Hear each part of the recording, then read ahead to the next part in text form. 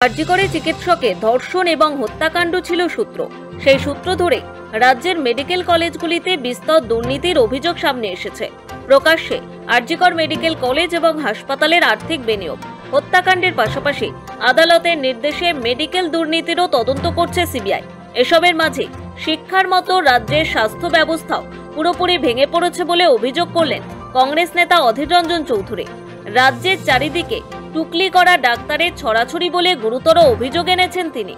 বলছি এমন বহু ডাক্তার আমি দেখতে পাচ্ছি আজকে যাদেরকে ঘুষের বিনিময়ে ডাক্তার করে দেওয়া হচ্ছে।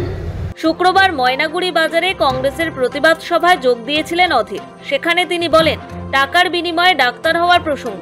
তিনি বলেন, সরকারি হাসপাতালে সিনিয়র ডাক্তাররা বলছেন, এমন অনেককে দেখেছি ঘুষের বিনিময়ে তাদের ডাক্তার করে দেওয়া হচ্ছে।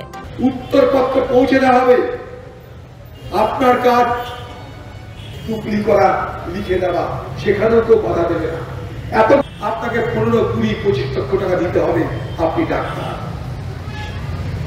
আমি সেই হাসপাতালের ডাক্তাররা, সিনিয়র ডাক্তার তারা বলছি, তারা বলছি এমন বহু ডাক্তার আমি দেখতে পাচ্ছি আজকে যাদেরকে ঘুষের বিনিময়ে ডাক্তার করে দেওয়া হচ্ছে।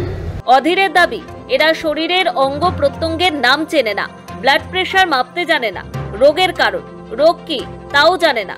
প্রশ্ন তুলেছেন, মানুষের ভবিষ্যৎ কি? খানিক থেমে জবাবও দিয়েছেন নিজেই। তারা ব্লাড প্রেশার দেখতে জানে না, শরীরের অঙ্গ প্রত্যঙ্গের নাম জানে না, রোগের কারণ জানে না, রোগ কি তাও জানে না। তাহলে আমার আপনার ভবিষ্যৎটা কি? তাদেরকে আরজিকরের মতন বিভিন্ন হাসপাতাল, সরকারি হাসপাতাল, তাদেরকে ডাক্তার করে পাশ করিয়ে দিবে। তাদের তো পোস্টিং হবে ময়নাগুড়ি, ধূপগুড়ি, এই এলাকায় পোস্টিং হবে। এবার তারা কি চিকিৎসা করবে আপনার?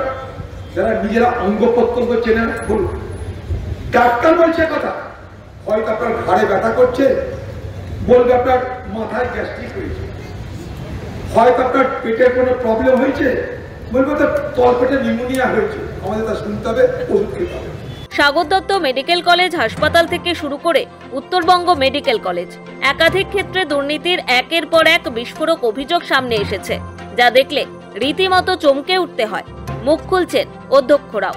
এই পরিস্থিতিতে রাজ্যের স্বাস্থ্য ও শিক্ষার হাল নিয়েই প্রশ্ন উঠছে। প্রশ্ন তুললেন অধীর রঞ্জন চৌধুরী। জলপাইগুড়ি থেকে সানি রায়ের রিপোর্ট, সময় কলকাতা।